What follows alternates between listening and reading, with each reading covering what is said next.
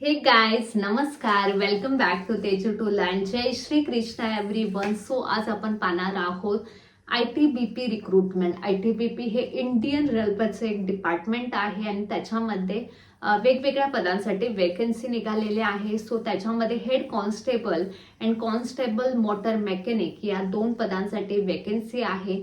So याच्यासाठी जो असणारा एज्युकेशन क्रायटेरिया आहे तो एज्युकेशन क्रायटेरिया असा आहे, तुम्ही 10th 12th आणि ITI डिप्लोमा कोर्स कंप्लीट केलेला असावा. जे ITI होल्डर आहेत, ज्याने 10th 12th कंप्लीट करून ITI केलाय, ते या पदासाठी ॲप्लिकेबल आहेत. त्याच्यानंतर याच्यासाठी जी सॅलरी क्रायटेरिया ठेवण्यात आलेला आहे तो सॅलरी क्रायटेरिया अशा प्रकारे आहे.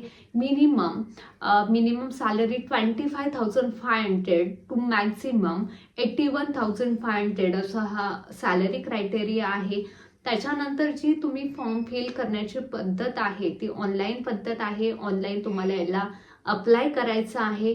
त्याच्यानंतर जो तुमचा एज क्रायटेरिया आहे तो age criteria minimum 18 years and maximum 25 इयर्सचे जे कॅन्डिडेट असतील ते याच्यासाठी ॲप्लिकेबल आहेत. Minimum 18 to maximum 25.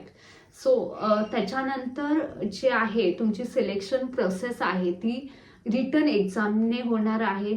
तुम्हाला त्यासाठी रिटन एक्झाम द्यायची आहे आणि त्याच्यानंतर तुमचं सिलेक्शन मेरिट बेसनुसार सिलेक्शन होणार आहे. सो त्याच्यानंतर येतं तुमची जे तुम्ही फॉर्म फिल करणार त्यासाठी फीज काय असणार आहे.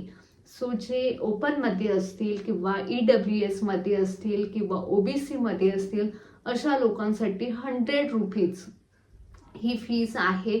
अँड जे SC मध्ये असतील, ST मध्ये असतील या VJNT मध्ये असतील त्यांच्यासाठी 0 फीज आहे. कोणत्याही प्रकारची फीज नाही आहे.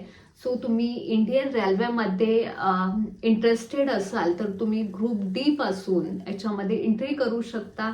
त्यानंतर वेगवेगळ्या डिपार्टमेंटल एक्झाम असतात, त्या एक्झाम देऊन तुम्ही पुढे जाऊ शकता.